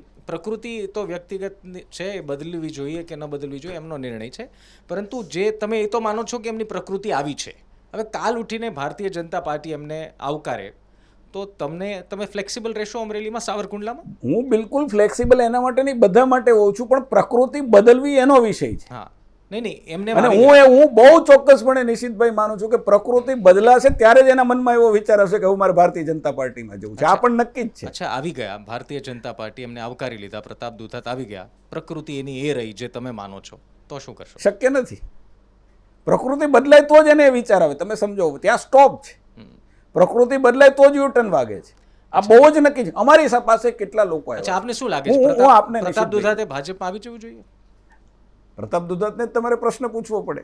મને ખાલી તમારે એટલો પ્રશ્ન પૂછવાનો છે, કાલે સવારે પ્રતાપભાઈ હવે તમે વિરોધ કરશો કે નહીં કરો? હું નહીં કરું. હવે તમારે પહેલો પ્રશ્ન પ્રતાપભાઈને પૂછવાનો છે. અચ્છા, કેટલીક કમેન્ટ્સ અમે સોશિયલ મીડિયા પર અમારા કાર્યક્રમમાં હંમેશા એવું કરતા હોય છે કે અમે જનતાને પૂછીએ છીએ કે આપ સવાલ પૂછો કે આપના નેતા જવાબ આપશે. કેટલાક સવાલ કોમન છે, હું આપને વાંચી બતાવું, પરંતુ બધા સવાલ પૂછો એની પહેલાં એક વ્યક્તિગત જેણે કમેન્ટ કરી છે એમની વાત કરી દઉં. મેહુલ ઠુમર નામ છે જેમણે કમેન્ટ કરી છે એમના આઈડી ઉપરથી, અને ગાધકડાના છે. એમનું કહેવું છે કે મેં મહેશભાઈને એક મેલ દ્વારા અરજી આપી હતી પણ આજ સુધી જવાબ નથી આપ્યો. મારું કાર્યાલય જ નજીક છે, બિલકુલ નજીક છે. મેં એમને કહેલું પણ છે કે તમારા જ ગામની અંદર જે પ્રશ્ન છે તાલુકા પંચાયતના પ્રમુખ, એને તમે કહેશો પ્રશ્ન પતી જાય એવો છે નાળાનો. તો મેહુલભાઈ સાંભળતા હોય તો આપનો પ્રશ્નનો જવાબ મહેશભાઈ આપ્યો છે. બાકી જેટલી બધી કમેન્ટ્સ છે, પરેશ તરલ છે, અમરસિંહ રાઠવા છે, મોટા ભાગની કમેન્ટ એવી છે કે તમે ટીચરની કાયમી ભરતી કેમ નથી કરતા, અને ઓપીએસ વિશે તમારું શું કહેવું છે? આમ તો એક જનરલાઇઝ મેટર છે, પરંતુ હું માનું છું કે ભાજપના ધારાસભ્ય તરીકે એમની એક્સપેક્ટેશન છે કે તમે એના ઉપર કોઈ સ્પષ્ટીકરણ કરો. સરકારનો નિર્ણય છે, પોલિસી નિર્ણય છે. ટીચરોની ભરતીની પણ અમારી પાસે જે રજૂઆતો આવે છે અમે એમની મુક્ત મને ચર્ચા પણ કરીએ છીએ. અત્યારે પણ જ્ઞાન સહાયકો, વિદ્યા સહાયકો, જ્ઞાન સહાયકોની ભરતી ચાલુ છે. હું એમ માનું છું કે પોલિસી નિર્ણય છે, એમાં મારે ધારાસભ્ય તરીકે કહેવા કરતાં શિક્ષણ મંત્રી અને રાજ્યની કેબિનેટ એ નિર્ણય લેતી હોય છે. તમારી જેમની જે લાગણીઓ છે અમે ચોક્કસ ત્યાં પહોંચાડતા હોય છે, અને એની સાથે અમારી લાગણીનો સરવાળો કરીને પહોંચાડતા હોઈએ છીએ. અચ્છા, પાણીનો મુદ્દો હોય કે પછી સંકલ્પ યાત્રામાં ઓછી હાજરી, અધિકારીઓને ટકોર કરતા આપ અગાઉ જોવા મળ્યા છો, તો એક નેતા તરીકે સરકારી અધિકારીઓ સાથેનો આપનો અનુભવ કેવો રહે છે? મારો અનુભવ ખૂબ સારો બેન રહ્યો છે. અધિકારીઓને ટકોર પણ કરી છે, અધિકારીઓ સાથે સંબંધ પણ જાળવ્યા છે, અને અધિકારીઓ સાથે જે ટકોર કરી છે એ જનતાના હિત માટેની મારી ટકોરો છે. મારી કોઈ વ્યક્તિગત કામ માટેની ટકોર ક્યારેય નહીં. આજ સુધીમાં 1.25 વર્ષ સુધીમાં કોઈ પણ જગ્યાએ, કોઈ પણ પ્લેટફોર્મ પર, ચાહે મુખ્યમંત્રી હોય, ચાહે કોઈ પણ વિભાગના મંત્રી હોય, ચાહે કોઈ પણ વિભાગના સચિવ હોય, ચાહે જિલ્લાના કલેક્ટર હોય, એક પણ અધિકારીની ફરિયાદ ન કરી હોય એવો હું ધારાસભ્ય છું. બીજા છે કે નહીં મને ખબર નથી, પણ હું એવો ધારાસભ્ય છું કે મેં એક પણ અધિકારીની ફરિયાદ નથી કરી. એઝ વેલ એઝ મારે આ જ અધિકારી મારા વિસ્તારમાં જોશે ન એવી મારી જીદ છે. મને ખ્યાલ છે કે જો કામ કરવું હશે તો અધિકારી સાથે સારા સંબંધો રાખવા પડશે, જરૂર પડશે તો લાલાખ બતાવવી પડશે, એ પણ હું જાણું છું, ને જરૂર પડશે તો ત્રાડ પણ પાડવી પડશે. પરંતુ એ બધું વ્યક્તિગત હિત કરતાં જનતાના હિત માટે હશે તો અધિકારી 100% એ કામ કરશે.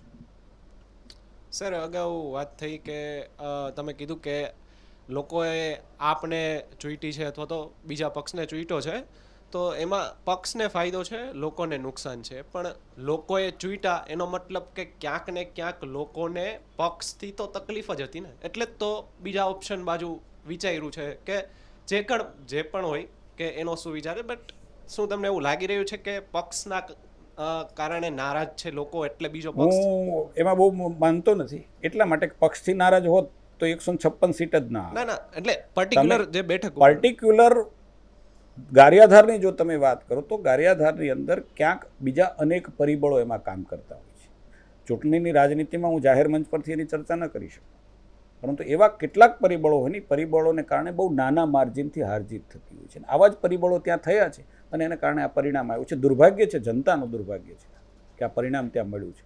અને હું તો કહું, કદાચ કોઈ પણ પાર્ટીનો સારો પ્રતિનિધિ હોય, કામ કરતા હોય, તો મારે પણ કહેવું જ પડે. હું કોઈ એમના વ્યક્તિગત મારી કોઈ દુશ્મની નથી, પરંતુ જે સ્થિતિ થઈ અને જે સ્થિતિના કારણે વિસાવદરમાંથી રાજીનામું આપવું પડ્યું, બાકીની જગ્યાએથી રાજીનામું આપવું પડ્યું, એનો મતલબ એ થયો કે એ લોકો જે કામ કરવા છતાં પણ ક્યાંક પાર્ટીનો એવો મેન્ડેટ આવતો હશે કે આ કામ આપણે નહીં કરવું જોઈએ, કરીશું તો ક્યાંક સત્તા પાર્ટીને ફાયદો થશે, પ્રજાને ફાયદો થશે, આપણે શેનો વિરોધ કરી શકીશું. તો આ જે ગંદી રાજનીતિનો ભોગ એ જનતા બને છે ને, મારો સખત શબ્દોમાં એનો વિરોધ છે.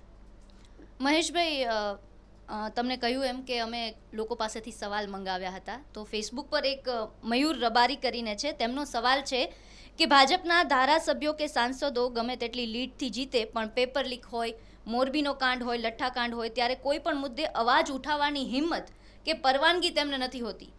તો જનતાના પ્રતિનિધિ તરીકે તમે જ્યારે ચૂંટાયા છો તો તેનો મતલબ શું છે? આ પ્રકારનો સવાલ બહુ સાચી વાત છે. રબારીએ મયુરભાઈની લાગણી પણ સાચી છે ને તમે સવાલ પણ સારો પૂછ્યો છે. સત્તા પાર્ટી તરીકે અમારે અવાજ નથી ઉઠાવવાનો હતો. ઉઠેલા અવાજનો પ્રશ્ન જે છે એને સોલ્વ કરવાની જવાબદારી અમારી હોય છે. ચાહે મોરબીનો કાંડ હોય, ચાહે પેપર કાંડ હોય. પહેલું એવું રાજ્ય છે ગુજરાત કે એણે પેપરની અંદર ફૂટતા પેપરની આવી ઘટના ન ઘટે એના માટે ગુજરાતની વિધાનસભામાં પહેલી વખત કડક જોગવાઈઓ સાથેનો કાયદો એ પહેલું રાજ્ય છે. આજે રાજસ્થાનમાં હજી નથી, ત્યાં કોની સરકાર હતી?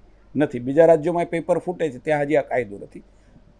ઝીરો ટોલરન્સ રાજ્યની સરકારનું, ભારતીય જનતા પાર્ટીનું વિદ્યાર્થીઓના હિત સાથે જે છેડા થતા હતા એના માટેનું અમારું ઝીરો ટોલરન્સ હતું અને એટલા માટે આવી કડક જોગવાઈઓ સાથેના કાયદાનું ઘડતર વિધાનસભાની અંદર કર્યું છે. એનું ઇમ્પ્લિમેન્ટેશન ચાલુ થઈ ગયું છે. મોરબીનો કાંડ હોય, ઘટનાઓ ઘટે છે, પરંતુ એ ઘટનાઓની સામે જેવી રીતે કડકાઈથી કામ લેવાની ભારતીય જનતા પાર્ટીની જે તાકાત છે, કે ભારતીય જનતા પાર્ટીની પોલિસી છે, અમે લોકોને સંતોષ આપી શકાય ઘટનામાં. એના માટે દુર્ભાગ્ય છે લોકોનું કે આ ઘટના ઘટી છે, એના પ્રત્યે અમારી સંવેદના પણ હોય, પરંતુ જ્યારે ઘટના ઘટી છે ત્યારે એની સામે એક્શન લેવાય સરકારનું કામ છે. અમારું કામ એક્શન લેવાનું કામ છે. અવાજ તો ઉઠી ગયો, ઘટના ઘટી એટલે અવાજ ઉઠી ગયો છે, સ્વયંભૂ ઉઠી ગયેલો અવાજ છે અને એને સોલ્વ કરવાની જવાબદારી સત્તા પાર્ટી તરીકે અમારી હોય છે. મહેશભાઈ, આપ સાવરકુંડલાની હજુ ટર્મ આપની શરૂ છે ને આપ પહેલી ટર્મ છે, કયા કયા કામો કર્યા છે ને આવનાર સમયમાં ફરી ટિકિટ આપ માગશો અને કદાચ ભારતીય જનતા પાર્ટી આપને આપે તો કયા કામને લઈને જશો? એવા કયા કામ સાવરકુંડલા માટે આપે અત્યાર સુધીમાં કર્યા છે કે લોકો યાદ કરે? પહેલી એક વાત હું સ્પષ્ટતા કરી લઉં કે હું એવો માણસ છું, હું કાર્યકર્તામાં બહુ નાનપણથી જોડાયેલો છું અને પાર્ટીના સંગઠનમાં બહુ મોટું કામ મેં કર્યું છે, લાંબા સમય સુધી કર્યું છે. હું ક્યારેય એવું માનતો નથી કે હું આજીવન ધારાસભ્ય જ રહીશ. પાર્ટી જ્યાં સુધી ચાન્સ આપશે ત્યાં સુધી હું રહીશ. ટિકિટ માગું ન માગું એ જુદી વાત છે. પાર્ટી કહેશે તો લડીશ, નહીં કહેશે તો 5 વર્ષ પછી નહીં પણ લડું.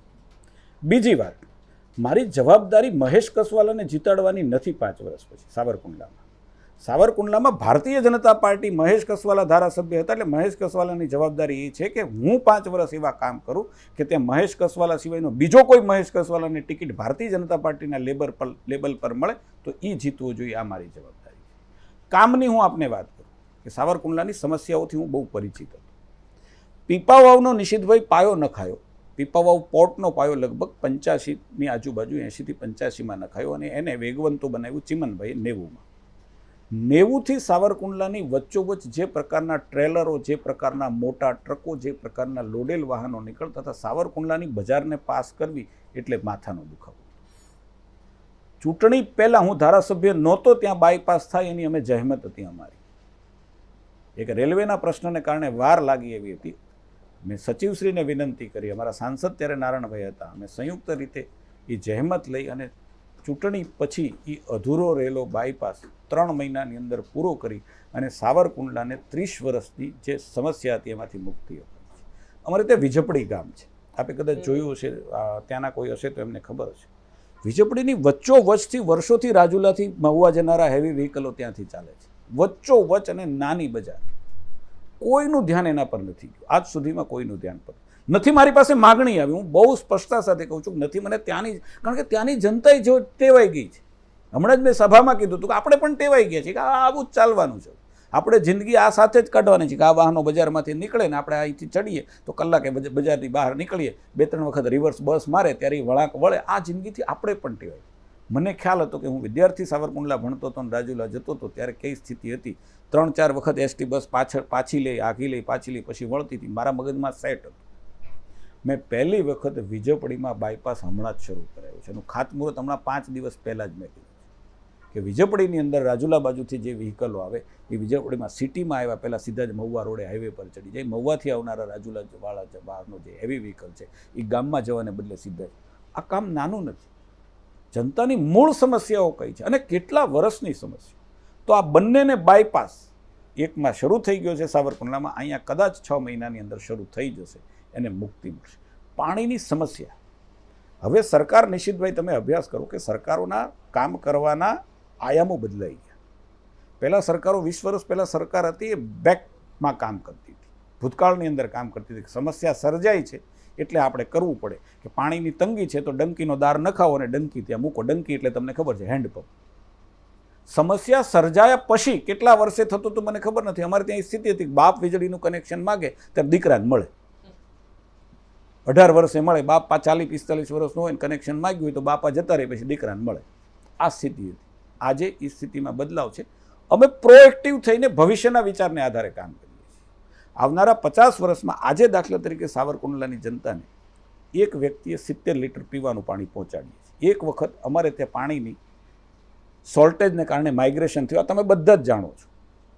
અત્યારે ભગવાનની મહેરબાનીથી નરેન્દ્રભાઈ આવ્યા પછી અમારા મોટા ભાગના 90% ગામડાને નર્મદા અને મહી પરિયોજના યોજનાનું પાણી 70 લીટર આજે ભારતીય જનતા પાર્ટીની સ્થાયી સરકારને કારણે આજે મળે છે. અમે પ્લાનિંગ એવું કર્યું છે કે આવનારા 30 વર્ષમાં સાવરકુંડલાના દરેક ગામની અંદર, શહેરની અંદર, લીલિયાની અંદર વસ્તી 3 ગણી થાય. સ્ટેટિસ્ટિક જે આપણી પાસે છે એ પ્રકારે 3 ગણી વસ્તી થાય તો પણ એને 100 લીટર પાણી પીવામાં કોઈ તકલીફ ન પડે એના માટે 200 કરોડ રૂપિયા, 200 કરોડ રૂપિયા સાવરકુંડલાને આ રાજ્યની સરકારે આ વખતે ફાળવ્યા છે. કે પાણીની પાઇપલાઇન છે એનો ડાયામીટર મોટો કરો, પમ્પિંગ સ્ટેશનની જરૂર છે તો નવા પમ્પિંગ સ્ટેશન કરો, નવા સંપની જરૂર છે તો નવા સંપ બનાવો, નવી ઓવરહેડ ટાંકીની જરૂર છે તો નવી ઓવરહેડ. આ પહેલાં સમસ્યા હતી એટલે સોલ્યુશન લાવવાનું કામ હતું ને ઘણા વર્ષે એ સોલ્યુશન આવતું હતું. આ ભવિષ્યમાં સમસ્યા જ ન ઉદ્ભવે એના માટેનું કામ હવે સરકારો કરે. આ અમે સાવરકુંડલાની અંદર કામ કરવા જઈએ છીએ. સમસ્યા છે એનું સમાધાન અને લાંબા ગાળામાં કોઈ નવી સમસ્યા ન આવે એના માટે આગવું આયોજન કરીને કામ કરીએ. આવા પ્રકારના કામ અમે શરૂઆત કરી છે. હું એમ માનું છું કે અમારા ઈરાદાઓ નેક છે. અમે બહુ સ્પષ્ટતાથી કામ કરવા માગીએ છીએ. એટલા માટે ઈશ્વરના પણ અમને એમાં આશીર્વાદ મળશે. એટલે રાજ્ય સરકાર તરફથી પણ માનનીય મુખ્યમંત્રી હોય, માનનીય ગૃહમંત્રી હોય, માનનીય અન્ય વિભાગના બધા જ મંત્રી, જળસંપત્તિ મંત્રી હોય, બધાનો એટલો અમને સહકાર મળે છે. મેં કીધું એમ કે રજૂઆત સ્પષ્ટ હોવી જોઈએ, રજૂઆતની અંદર જનહિતાય હોવું જોઈએ અને કામ કરવા માટેના ઈરાદા હોવો જોઈએ. સરકાર પાસે ન પૈસાની તાણ છે, ન ઈચ્છાશક્તિનો અભાવ છે. મહેશભાઈ, તમે આ બધી વાત કરી, પરંતુ કોંગ્રેસ પ્રહાર કરતું રહ્યું છે કે ધારાસભ્યો ભાજપના હોય છે, ચિઠ્ઠીના ચાકર હોય છે, સ્થાનિક કામો કરે છે, પરંતુ જ્યારે ચૂંટણી આવે ત્યારે કેન્દ્રીય કામો ગણાવે છે. પોતે જે પાણીનો પ્રશ્ન હોય છે, ગટરનો પ્રશ્ન હોય છે, સ્થાનિક મુદ્દા હોય છે, એ ચૂંટણી સમયે બનતા નથી. ચૂંટણી સમયે રામ મંદિર મુદ્દો હતો, એ બનશે, CA મુદ્દો બનશે, યુનિફોર્મ સિવિલ કોડ બનશે, આ મુદ્દાઓ ઉપર થશે, પરંતુ સ્થાનિક મુદ્દા દબાઈ જાય છે. આપ શું કહેશો તેના? પહેલી વાત કે મેં તમને અત્યારે જે મુદ્દા ગણાવ્યા એમાં એકેય કેન્દ્રીય મુદ્દો નથી. એ ચૂંટણી અને સમયની શું વાત કામ ન લેવો કેન્દ્રીય મુદ્દો? શું આ દેશના લોકોનો અધિકાર નથી કેન્દ્રીય મુદ્દા એને છે. નથી નહીં, શું કામ સ્પર્શતો? સ્થાનિક મુદ્દા નથી પણ લેતા? શું કામ કેન્દ્રીય ન લેવો, મારો આ પ્રશ્ન છે. કેન્દ્રીય શું કામ ન લેવો? લેવો જ જોઈએ ભાઈ. ફક્ત કેન્દ્રીય પ્રશ્ન લે. ચાહે ગામનો હોય, પ્રશ્ન ચાહે રાજ્યનો હોય, પ્રશ્ન ચાહે કેન્દ્રનો હોય, છેવટે તો એ માણસનો પ્રશ્ન છે. મંદિર અયોધ્યામાં બનતું હોય એ કેન્દ્રીય પ્રશ્ન ગણાય, પરંતુ મારા વિજપડીની અંદર કે મારા વંડાની અંદર લોકોની લાગણી એની સાથે સીધી જોડાયેલી છે. એટલે પ્રશ્ન ક્યાંનો છે એ મહત્વનો નથી, પ્રશ્ન લોકોની લાગણી સાથે જોડાયેલો છે એ મહત્વનો છે. અચ્છા, કેન્દ્રીય ને સ્થાનિક મુદ્દાઓ તો ઠીક છે, પણ સામાન્ય રીતે જોયું છે કે અમરેલીમાં ખેડૂતોની સંખ્યા ખૂબ છે. રોજગાર એક અમરેલી માટે બહુ મોટો ઇસ્યુ રહ્યો છે અને માઇગ્રન્સી અથવા તો માઇગ્રેન્ટ્સ લોકો એટલા માટે જ થતા આવ્યા છે, આપ જાણો છો. પછી એ વાત અમરેલીની હોય, ગારિયાધાર તાલુકાની હોય અને સુરત મુકામે મોટા ભાગના લોકો રહે છે. સાવરકુંડલામાં આપ શું એવી ગેરંટી આપી શકો કે સાવરકુંડલાના યુવાઓએ હવે માઇગ્રેટ થવાની જરૂર નથી, અમે એવો રોજગાર આપીશું સાવરકુંડલામાં? નિશિતભાઈ, હું કામની ગેરંટી આપી શકું, હું રોજગારીની પણ ગેરંટી આપી શકું, પરંતુ હું ક્યારેય ગેરંટી ન આપી શકું કે લોકો માઇગ્રેટ થતા અટકશે. એટલા માટે કે માઇગ્રેશન એ માત્ર વિકાસ આધારિત નથી. માઇગ્રેશન આજે મારી જે સમજણ છે એવું કહે છે કે માઇગ્રેશન એ ઓપોર્ચ્યુનિટી કરતાં સામાજિક પ્રશ્ન આજે મોટો બની ગયો છે. એટલા માટે મજબૂર થઈને જન્મભૂમિકા છોડવી પડી છે. માત્ર પૈસા લોકોને કમાવાતા, આર્થિક ઉપાર્જન કરવું હતું, મોટી મોટી સગવડતા જોતી, એના માટે બહુ માઇગ્રેશન થયું. કુંડલા નથી છોડવું, જેને કુંડલા નથી છોડવું, તમારો આ પ્રશ્નનો હું જવાબ, જેને કુંડલા નથી છોડવું એને અવશ્ય સારામાં સારી ઓપોર્ચ્યુનિટી ત્યાં મળશે. એટલા માટે હું કહું છું આપને કે કુંડલામાં ઓપોર્ચ્યુનિટી એક તો ખેડૂત આધારિત બિઝનેસ અમારે કરવા પડે.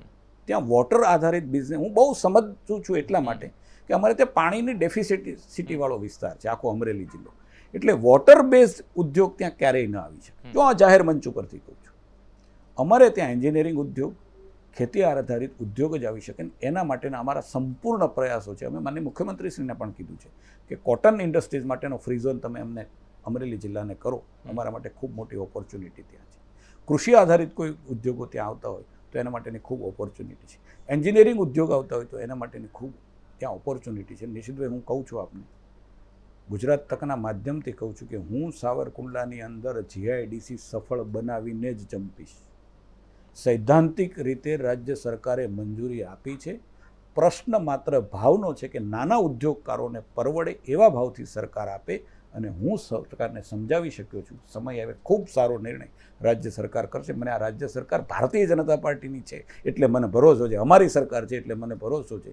કારણ કે પ્રજામાંથી આવતા, અમે પ્રજાની વચ્ચે જઈએ છીએ અને એટલા માટે પ્રજામાંથી આવતા સજેશનો, પ્રજામાંથી આવતા ઇનપુટ્સને અમે 100% એનું મૂલ્યાંકન કરીને પછી નિર્ણય લેતા હોઈએ. અચ્છા મહેશભાઈ, ઘણા બધા પ્રશ્ન અમને સોશિયલ મીડિયામાં આવ્યા છે. હું એક પ્રશ્ન તો નથી આપને કહી શકતો સમયના અભાવે, પરંતુ એવી કોઈ વ્યવસ્થા મહેશ કસવાલા ધારાસભ્યની છે કે લોકો સીધી ફરિયાદ મહેશ કસવાલાને કરી શકે અથવા તો એમનો સંપર્ક સાધી શકે? સામાન્ય રીતે એવું હોય છે કે નેતાઓ જલ્દી મળતા નથી, એ તમને ખબર છે. નેતાઓ મોટા તરત થઈ જાય ધારાસભ્ય બન્યા ત્યાં. આપની સાથે તો પોલિટિકલ ડિબેટ્સમાં હું ઘણા ટાઈમ કામ કર્યું છે, આપના સ્વભાવથી પણ થોડો ઘણો અવગત છું, પરંતુ સીધા નેતાને સંપર્ક કરવો જનતા માટે, સામાન્ય લોકો માટે, ખેડૂત માટે મુશ્કેલ હોય છે.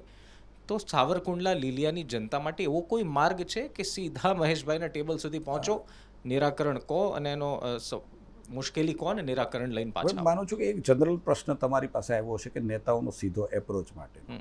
મારી વ્યક્તિગત ફરિયાદ નહીં આવી હોય, તમે આખું જોઈ લેજો. મહેશ કસવાલાનો સંપર્ક કર્યો ને સંપર્ક ના થયો, આ ફરિયાદ નહીં હોય. આ ફરિયાદનો આપીશ જ નહીં, કારણ કે દરેક વ્યક્તિનો ફોનને હું એટેન્ડ કરું છું. હા, હું અન્ય જગ્યાએ વ્યસ્ત હોઉં તો મારામાં જેટલા મિસ કોલ હોય એને શાંતિથી જવાબ આપું છું. લોકો રેકોર્ડે કરે છે, અમારે ત્યાં ગંદી આદત છે, રેકોર્ડ કરે છે ને છતાં હું શાંતિથી જવાબ આપું છું. નિશિતભાઈ, બહુ સ્પષ્ટતા સાથે હું જવાબ આપું છું. મને ચૂંટણીમાં હું 5 વર્ષ પછી જીતીશ કે હારીશ મને ખબર નથી, પરંતુ મારો જવાબ સ્પષ્ટ હોય છે. કામ થઈ શકે તો જ હું એને આપું છું. બાકી જે આપણે શબ્દનો પ્રયોગ લોલીપોપ કહેતા હતા, હું લોલીપોપ આપવામાં. અચ્છા, જે લોકોને કુંડલા લીલિયાની જનતાને ખબર નથી કે મહેશભાઈનો સંપર્ક કેમ કરવો, શું સીધા કાર્યાલય આવી જવાનું, સીધો ફોન કરવાનો? મારા કાર્યાલય પણ ખૂબ સારી વ્યવસ્થા મેં કરી છે. મામલતદાર કક્ષાના, પૂર્વ મામલતદાર કક્ષાના અધિકારીઓને બેસાડ્યા છે. એટલે કોઈ પણ ત્યાં જાય તો પણ પ્રશ્નનું સોલ્યુશન આવી જાય. ત્યાં એમનાથી ન થાય તો મને પણ ફોન કરી શકે છે, અને મારો ફોન ઓપન છે. હું એવો કાર્ય કરતા નથી કે મારો ફોન સાંજે 6 વાગ્યા પછી બંધ હોય. આટલામાં તમે ઘણું સમજી ગયા હશો. મારો ફોન 24 અવર ચાલુ છે. લોકો મને સીધો સંપર્ક કરતા હોય, કોઈ પ્રશ્ન નહીં. મંચ કાર્યક્રમમાં અમે છેલ્લે એક રાઉન્ડ લઈએ છીએ જેને અમે રેપિડ ફાયર રાઉન્ડ કહીએ છીએ. અમે એક્સપેક્ટ કરીએ છીએ કે તમે એક જ શબ્દમાં એનો જવાબ આપશો. સવાલ થોડા ટ્વિસ્ટવાળા જરૂર હશે, પરંતુ એક શબ્દમાં જવાબ એક્સપેક્ટ કરીએ છીએ. ભાજપમાં આપના સૌથી સારા મિત્ર, કોઈ એક જ નામ આપવાનું છે. એવું ના કહેતા નેતાની જેમ કે બહુ બધા મારા મિત્રો છે. અમને ખબર છે એક નેતા જે મહેશ કસવાલા એને સારા મિત્ર માને છે. હું મારા પ્રેરણાના સ્ત્રોત તો નરેન્દ્રભાઈને ગણું છું. એક જ વાક્યમાં મેં તમને જવાબ આપી દીધો. બધા નેતા એવું જ કહે છે. મહેશભાઈ, સારા મિત્રની વાત છે. કોઈ સારા મિત્ર? અચ્છા, મિત્રતા એવું જરૂરી નથી રાજનીતિની જ હોય. મારા સારા મિત્ર તરીકે અમદાવાદ જિલ્લા ભારતીય જનતા પાર્ટીના અધ્યક્ષ છે હર્ષદ ગિરી ગોસાઈ. અમે વર્ષો સુધી સાથે કામ કર્યું છે, અને અમે મારા એક સારા મિત્ર ગણી શકું, રાજનૈતિક રીતે સારા મિત્ર ગણી શકું. મિત્ર એને હું ગણું છું કે હું ખુલીને મનથી વાત કરી શકું, એ ખુલીને મને મનથી વાત. હું ઘણા નેતા સાથે પણ વાત કરી શકું છું. હું આઉટસ્પોકન છું, આપને ખબર છે, એટલે હું બધા નેતા સાથે વાત કરી શકું છું. પરંતુ મિત્રતાના સંદર્ભમાં હર્ષદ ગિરી ગોસ્વામી છે મારા મિત્ર ગણી છે. અચ્છા, હવે થોડું ટ્વિસ્ટ. કોંગ્રેસમાં કોઈ એવા મિત્ર જેને મહેશ કસવાલા? જે કોંગ્રેસમાં હતા એ આજે ભાજપમાં છે. રાઘવજીભાઈ મારા એક સારા મિત્ર, મારા વડીલ છે, આજે ભારતીય જનતા પાર્ટી. અચ્છા, અત્યારના કોંગ્રેસમાં એવા? અત્યારના કોંગ્રેસમાં મારા જે મિત્ર હતા એ બધા જ ભાજપમાં આવ્યા છે. તમે સમજો, એમાં કોઈ બીજા. અચ્છા, આ પહેલેથી પ્લાન હતો? દાખલા તરીકે અમરીશ ડેર મારા મિત્ર છે, સારા મિત્ર છે, આજે ભાજપમાં છે. આ કદાચ 15 દિવસ પહેલા તમે સવાલ મને પૂછો તો અમરીશનું નામ આપી છે. ભાઈ, કોંગ્રેસમાં મારા મિત્રો છે. અચ્છા, મહેશ કસવાલાની રાજનીતિક સફરનો એન્ડ પોઈન્ટ શું છે? શું સક્સેસ મહેશ કસવાલાને એક તો મળી કે ધારાસભ્ય બન્યા, રાજનીતિક સક્સેસ જેને કહીએ. મહેશ કસવાલા હવે આગળ ક્યાં જવા માંગે છે? પાર્ટી લઈ જાય ત્યાં. પોતાની ઈચ્છા તો હોય, જેમ પાર્ટી લઈ જાય. મારી કોઈ ઈચ્છા હોય, પાર્ટી તો લઈ જશે. જો નિશિતભાઈ, બહુ સવાલ સીધો. એ વાત તમારો સીધો સવાલ છે કે મહત્વાકાંક્ષા શું. અને હું એમ માનું છું કે માણસે પોતાની મહત્વાકાંક્ષા ક્યારેય જાહેર મંચ પર કહેવી પણ નથી. પણ હું એવો અચ્છા, એવું કાર્યકર્તા કીધું. છું, હું ધીરજવાળો અચ્છા, કાર્યકર્તા છું. રાજ્યમાં હું રહીને બહુ જ- સેવા કરવા માંગો છો કે કેન્દ્ર સુધી લઈ જવા માંગો છો ના, પોતાને? મને જ્યાં પાર્ટી હું જાહેર મંચ પરથી કહું છું કે મેં વર્ષો સુધી પાર્ટીની વ્યવસ્થાની કામ કર્યું છે. હું વ્યવસ્થાત્મક કાર્યકર્તા છું. પ્રવક્તા તરીકે મને અહીંયા મોકલ્યો છે તો ત્યાં પણ પાર્ટીએ મારા પર ભરોસો મૂક્યો છે. પાર્ટીએ સંગઠનાત્મક રીતે મને જ્યાં મૂક્યો છે ત્યાં પણ માટે ભરોસો મૂક્યો છે. અને હું બધી જગ્યાએ મારી પાર્ટીએ મારી ફરિયાદ નથી કરી કે મારા માટે આ જ મોટી વાત છે કે પાર્ટીએ જ્યાં મને મોકલ્યો, પાર્ટીએ જનપ્રતિનિધિ તરીકે સાવરકુંડલા મૂક્યો છે તો ત્યાં પણ મને એમ લાગે છે કે હું પાર્ટીને સારો સંતોષ આપી શકીશ. અને પછી પાર્ટી જ વિચારશે, અમારી પાર્ટી જ વિચારશે. મયંક નાયક આજે દાખલા તરીકે મયંક નાયક મારો બહુ જ અંગત મિત્ર સાંસદ થયો છે, એનો મતલબ કે મયંક નાયકે વિચારવાનું નથી સાહેબ. ભારતીય જનતા પાર્ટી પાસે એક મોટી એવી ફોજ છે કે એને વિચારવાનું જ નથી, એનું પાર્ટીએ જ વિચારવાનું છે. હું માનું છું કે હું એમાંનો માણસ છું. તેમ છતાં તમારી ઈચ્છા હું મેં પૂછી. ભારતીય જનતા પાર્ટીનું કામ કરવાની મારી મહેશ ઈચ્છા. મારા કસવાલા- માટે કોઈ દિવસ એવો દિવસ ન આવે, તમે જે વાત કીધી હું નિશ્ચિતભાઈ, સમજી મારા ગયો. માટે કોઈ દિવસ એવો દિવસ ન આવે કે મારીથી ભારતીય જનતા પાર્ટી અને હું બે જુદા હોઈએ. અચ્છા, એક તો પોઈન્ટ હશે કે જ્યાં મહેશ કસવાલા એમ ઈચ્છતા હોય, જો હું એને એક સેવાના સંદર્ભે આપને પૂછી લઉં, કદાચ મને લાગે છે સવાલની ક્લેરિટી થઈ જશે કે ઘણા નેતાઓ, મોટાભાગના નેતાઓ જનતાની સેવા કરવા માટે રાજનીતિમાં આવે, એ જગ જાહેર છે, લોકો એ ટેગ આપે છે. જનતાની સેવા કરવાના માધ્યમ અલગ અલગ હોઈ શકે, સંગઠનમાં રહીને પણ થઈ શકે, રાજનેતા એટલે કે ધારાસભ્ય, જિલ્લા પંચાયત. તો એમ મહેશ કસવાલાને હું પૂછું છું કે મહેશ કસવાલા માટે એ સક્સેસ શું છે કે જનતાની સેવા કરવા માટે આગળ જવું જરૂરી છે, જવું જોઈએ, તેમ મહેશ હું એમ કસવાલાની માનું છું ઈચ્છા શું છે? કે આગળ જવું એનો કોઈ સંતોષ જ નથી હોતો. હું આજે સંગઠનમાં હતો તો મને એમ થતું હતું કે હું ધારાસભ્ય થઈશ, હું ધારાસભ્ય થઈશ. આ વ્યક્તિની વાત કરું છું, મારી નહીં. હા, yes. જે ધારાસભ્ય હોય એને એમ થાય કે હું મંત્રીમંડળમાં જાઉં, મંત્રીમંડળમાં હોય એને એમ થાય કે હું આ વિભાગનો મંત્રી બનું, આ વિભાગનો મંત્રી હોય એને એમ થાય મુખ્યમંત્રી. આની કોઈ એન્ડ પોઈન્ટ નથી. અને એટલા માટે મને જે પાર્ટીએ કામ આપ્યું છે, હું એમ માનું છું કે હું એનાથી સંતોષ છું. ને મને ક્યાં લઈ જવો એનો અબાધિત અધિકાર ભારતીય જનતા પાર્ટીના નેતૃત્વને છે. ખૂબ ખૂબ ધન્યવાદ મહેશભાઈ અમારી સાથે જોડાવા બદલ. તો આ હતા મહેશ કસવાલા, ભાજપના ધારાસભ્ય સાવરકુંડલા લીલિયાથી. ઘણા બધા સવાલો એમને પૂછ્યા, ઘણા બધા જવાબો તેમણે સ્પષ્ટ રીતે આપ્યા, કેટલાક જવાબો એમણે ટ્વિસ્ટ રીતે આપ્યા. પરંતુ જ્યાં સુધી સાવરકુંડલા અને લીલિયાના વિકાસની વાત છે તો ઘણા બધા પ્રશ્નો અને ઘણા બધા વિકાસ કાર્યો થવાના છે એવી ગેરંટી મહેશ કસવાલાએ આપી છે. ગુજરાત તકના માધ્યમથી તેમણે GIDC લાવીને રહેશે એવું પણ એમણે જાહેર કર્યું છે. અમે પણ સાવરકુંડલા અને લીલિયાના ઘણા બધા ન્યૂઝ આપના સુધી પહોંચાડીએ છીએ ને અમે પણ મહેશ કસવાલાની જે ગેરંટી છે એનું અમે ફોલોઅપ લેતા રહીશું, આપના સુધી પહોંચતા રહીશું. આવતા અઠવાડિયે મંચમાં એક નવા નેતા સાથે તીખા સવાલ જવાબ સાથે મળીશું. ત્યાં સુધી મને એટલે કે નિશિત રાજ્યગુરુને આપો રજા. નમસ્કાર.